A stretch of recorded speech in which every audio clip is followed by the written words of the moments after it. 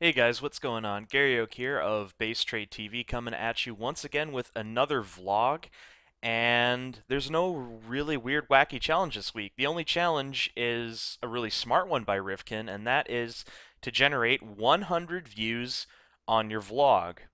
Now, I could have posted this earlier because we had some kind of like really weird contest, or not contest, but series of hoops to jump through to determine what the hell the uh, challenge for this week actually is. So basically, what has to happen is this video needs to get 100 views or more before uh, next Wednesday. So 1 week from now. And I had one idea, which was to just use like a GSL highlight that I found funny from last night's games when I think it was Hero against Bomber when Hero just lost a billion probes because he lined them up so badly against Bomber's Hellions. But that's not really a vlog. That's just me going, blah, here's a highlight video. And everything I had was just not technically a vlog. So this week I'd actually like to talk about offering criticism. I just had this thought, and I know I'm like kind of tired. It's before dinner, but it's like 8 p.m., but hey, it's whatever. Um, I think offering criticism is a good thing to talk about. A lot of people will just bash you, and I know it's the internet, I know that happens, but if you're a free-thinking, smart individual and not one of the, 12-year-old drones that just decide to throw hate around needlessly on the internet, if you want to offer proper criticism, don't do it destructively because as a writer, I have to offer criticism twice a week. What happens is I'm in a creative writing course and it occurs on Tuesday and Thursday. So what happens is people sign up for a workshop date, and what you do is your story is due to be handed in on that day, and you basically print out one copy, like one hard copy for everybody in the class, including the teacher, and what you as a student are supposed to do is take that piece of paper home with you and go over it, like review it. Like, for example, like this. You probably can't see because my webcam is like from the year 2000, but this is kind of covered in green ink because that's me reviewing it and all that sort of thing. So what I do is I review it, I write down notes, and then we go around the classroom round table style, ending with the professor himself, and we offer a short critique. Sometimes you can take a minute or two, but we basically have under half an hour because it's technically an hour and a half class, and you always get out 15 minutes early in my university. So it's basically more like an hour and 15 minutes at most, unless we push the class a bit late, which doesn't happen often. A lot of people just leave anyway at quarter to four. And we have 3 stories per class. It's going to be reduced down to 2 after, I think, the first class of spring break, when all the stories being reviewed are actually 7 to 10 pages instead of 5 to 7. So each person will get, 40 minutes per story instead of, 25. And it's all about how the criticism is delivered. I actually had to review a story that was completely and utterly awful. It had basically no redeeming qualities. I'd get into the specifics, but that would bore you with the details. And I had to find a way to make it positive and spin it positive. Always, always, always find, the rule of thumb is to find 3 things you like and 3 things you don't like, and always talk about the things you do like and the 3 positives in the story. And that can be applied to pretty much anything.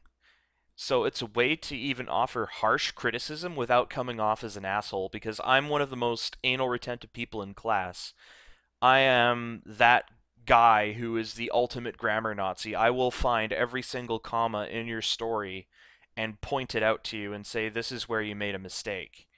And as far as I know, nobody hates me because I don't do it in a really aggressive manner. If I really, really am pissed off with your story, I'll write a direct link to the elements of style on your paper. That's the worst I'll do to you. And what I do basically is, yeah, I just basically, even that story I hated, I said, okay, this is a good skeleton for a story. This is what I liked about it. These are the, I actually like this concept and that concept. I think you got a good concept going. And, there were like four items maybe on the list of things I liked. And then there was literally 13 major issues that I basically just rapid fired off in laundry list form, like the entire right side of the page where I write all my little notes on what needs fixing and what the major issues were. It was just this gigantic sea of green ink. Like you couldn't hardly see the page anymore. And even that, I was able to give it a positive spin. And I think you should always do that when offering somebody criticism because, as my professor put it, just aggressive, harsh, destructive criticism is less than useless. And I agree because unless you're actually reviewing something, and when I say reviewing something, I mean like unless it's up for like, I don't know, an award or something or what have you, like it's the real big leagues and it's real professionalism or a real professional setting, then I don't even know if this is appropriate. I honestly don't know where I'm going with this, but I hope you see what I mean. Like unless it's like the real big leagues, then just saying oh it sucks or whatever just kind of isn't really helpful. Because most of the time when you're reviewing something or giving an opinion on something, a lot of the time it's by an amateur who's just doing it for fun or is trying to get good. And doing, offering harsh criticism, it actually really discourages creative people and it can even put people off what they're trying to do and it it hurts. Like yeah, creative people are sensitive people. Yeah, we do grow thick skins and all that like, but it still hurts. For example, I wrote a story that it didn't actually get to me, but it can get to people. I wrote a story and one guy said everything was bad, like including the sentence structure and the grammar, which is completely just biased and false because I second drafted the story. Like I looked at the story and I reviewed it to make sure that it didn't have stupid grammar mistakes. And I have near perfect grammar. Like I honestly do. I can say this for a fact because like I've handed in stories in a university setting to people with PhDs in creative writing or English or both, and they basically said, "Yeah, your work is basically error free." So I know that I have very strong grammar and I correct pretty much I can find a mistake in pretty much anything I look at, even published work I can find mistakes or stuff I disagree with. And just offering that kind of harsh criticism like a lesser author or somebody who's less confident than I am would have been put off by it and hurt by it.